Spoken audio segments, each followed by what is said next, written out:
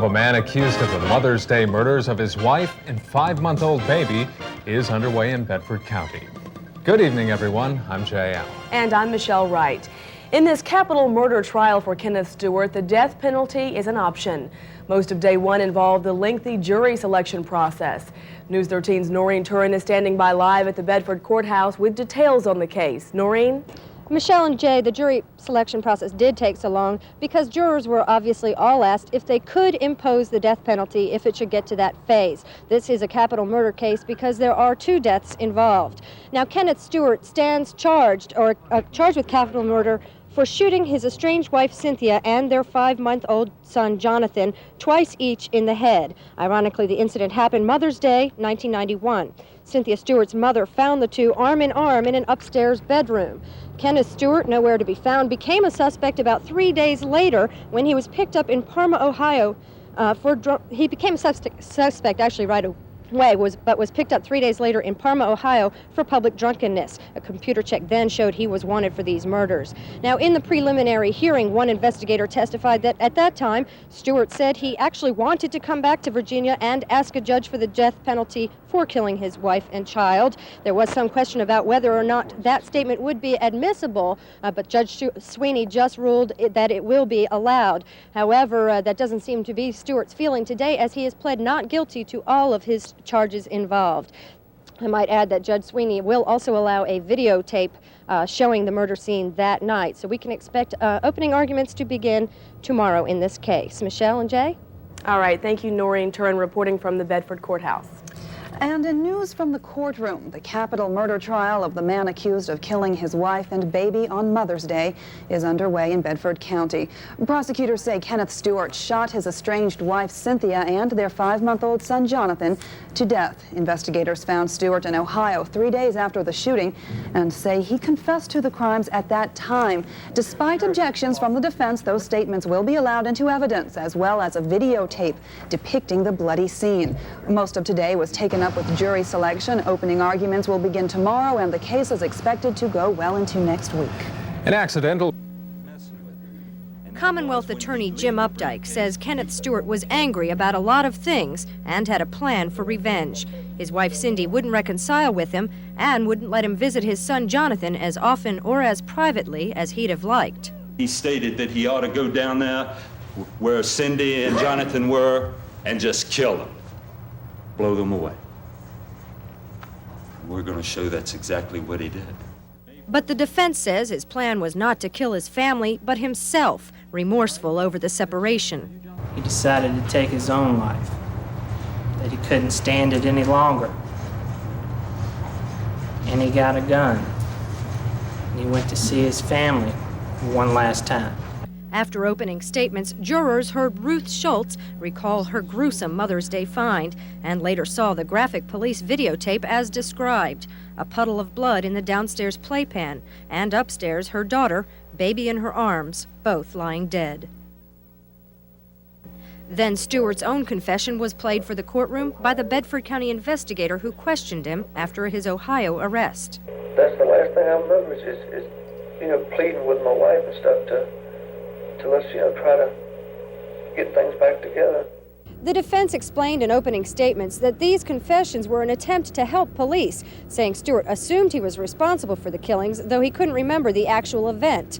But when asked what Stewart's defense actually is, attorneys refused comment. So we'll have to wait until it's their turn to find out. Noreen Turyn, News 13, Bedford. The Kenneth Stewart murder trial continued today in Bedford. The jury heard about a poem that Kenneth Stewart wrote to his wife just 2 weeks before her murder. Defense attorneys say it came from a book, How to Survive the Loss of Love. Well, Noreen Turyn is standing by live with details of this second day of testimony in Bedford. Noreen? Well, Michelle and Jay, testimony today shows that Kenneth Stewart first denied any knowledge of the deaths of his wife and baby when Parma, Ohio police, who had arrested him for being drunk in public, first told him there was a warrant out for him. Stated, what's the warrant for? And I told him it was for a double homicide of his family. And he stated something like, what kind of a monster could kill his family? You mean my family's dead? Commonwealth Attorney Jim Updike said in opening statements that the scene of mother and baby arm in arm was designed by Stewart to be a picture for his in-laws to find. And Cynthia Stewart's father says that is indeed what he found. Plus, he testified it would have taken a concerted effort to lock the front door back, as it was found the day of the murders. And in September, 4 months after the murders, Stewart told Bedford County Deputy George Anderson he remembered where he had thrown the gun. Stewart once again said he wanted justice, the electric chair, but still couldn't remember the actual event. Mr. Stewart stated his wife fixed him a glass of tea, and then Mr. Stewart stated it was premeditated to kill my wife because he couldn't handle her leaving him, but that he was going to kill her and take the baby to his parents' home and then return to where his wife was and turn himself in. Now, later we find out that Stewart again called another investigator into the jail and said he would give a step-by-step account of exactly what happened that day if he could get his 3 demands, one of them being more visitation from his family. When that was denied, the confession never came through. Jay and Michelle? Noreen, do we know yet how long the trial is scheduled to last? Yes, we just find out there is one more piece of testimony to come for the prosecution, and then it'll go to the defense. So we're going to have the one witness tomorrow morning to the defense, and then we'll see where it goes from there. All right, thanks, Noreen. In legal matters tonight, jurors in the Bedford County murder trial of Kenneth Stewart today heard that he denied any knowledge of the killings of his wife and son when he was first arrested in Parma, Ohio. Now, the jury's already heard testimony that Stewart acknowledged telling a friend about the incident a day before his arrest. The defense maintains Stewart assumes he committed the murders, but just can't remember the actual act. Well, today an investigator played a September tape of Stewart saying some details had come back to him, but he'd only tell if 3 requests were granted. They weren't, and the confession didn't happen.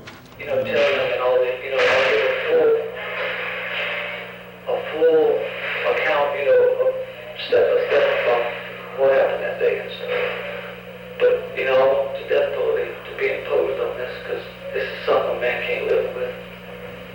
The defense is expected to begin its case tomorrow. Stewart's attorneys dispute little of the testimony. They say Stewart is being cooperative and remorseful.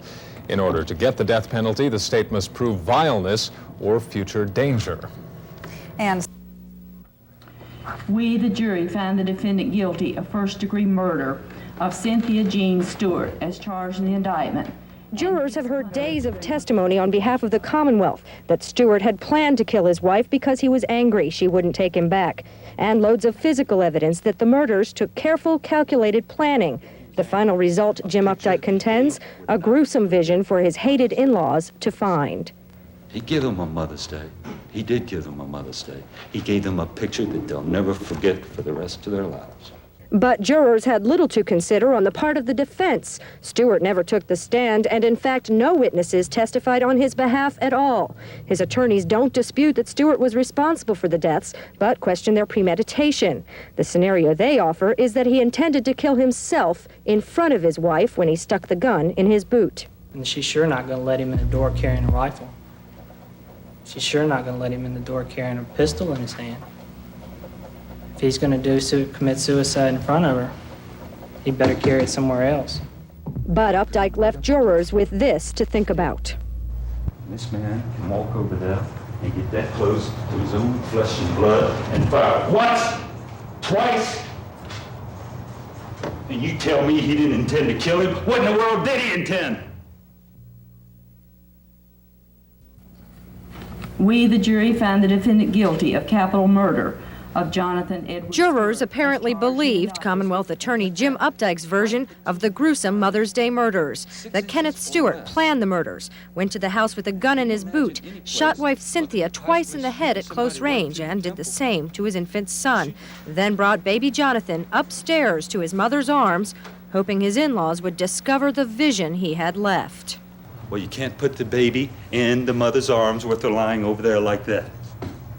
So he takes her and he slings her, that whiplash action, just as with a paintbrush, leaving the splatters over a wall. The defense doesn't deny Stewart is responsible. He even said so himself in numerous taped confessions. But not today. Stewart never took the stand, nor did anyone else on his behalf. Defense attorneys simply hoped the jury would believe that the murders were not premeditated, but instead that he intended to kill himself in front of his wife when something snapped. There was an argument, she was shot, the baby was shot. And we can't explain that. Kenny doesn't remember what led to it. He doesn't remember what happened at that point. The jury, on the other hand, will not soon forget the bloody photographs, the graphic videotape, and the scenario as the prosecution describes. This man can walk over there and get that close to his own flesh and blood and fire once, twice, and you tell me he didn't intend to kill him? What in the world did he intend? Now the jury has to come back Tuesday to hear more testimony, this time to determine if Stewart will get life in prison or the death penalty, the only two choices in a capital murder conviction. Noreen, Turyn, News 13, Bedford. Other news tonight, a Bedford County jury this hour is deciding whether Kenneth Stewart will go to the electric chair or serve a life sentence for the capital murder of his wife and 5-month-old baby. That same jury found him guilty of both capital and first-degree murder last Friday. News 13's Noreen Turyn is standing by live in Bedford, waiting for the decision. Noreen, what's the jury heard today? Well, Jay and Michelle, jurors today have heard more about Kenneth Stewart than they would have had this not been a capital murder conviction. And in order to get the death penalty, the Commonwealth has to prove certain aggravating circumstances like vileness and future dangerous. Now, the defense is trying to show that there are mitigating circumstances, things which do not excuse the deaths, but maybe something that led up to it to cause sympathy.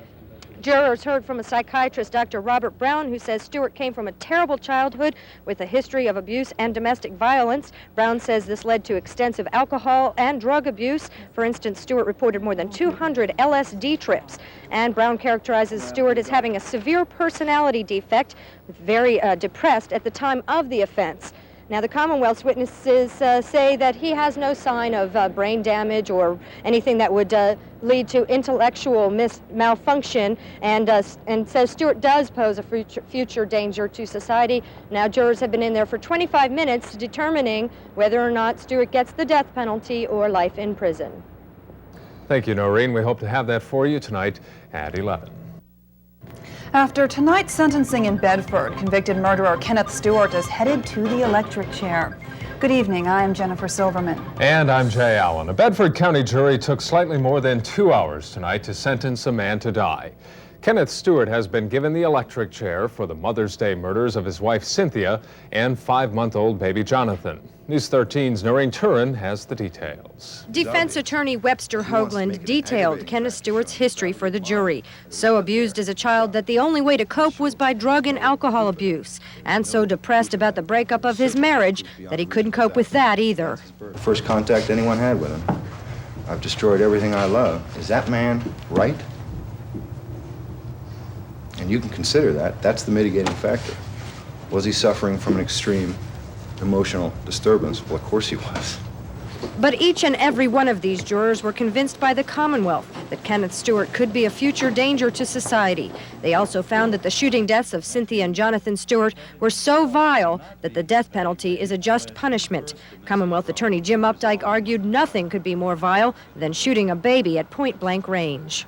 I felt that the main issue was the fact that he had killed his son and his wife. And I felt that that was what really mattered in the case, and would guess that's what the jury thought really mattered. Cynthia Stewart's parents say justice is done in some ways. Will you ever be able to forget?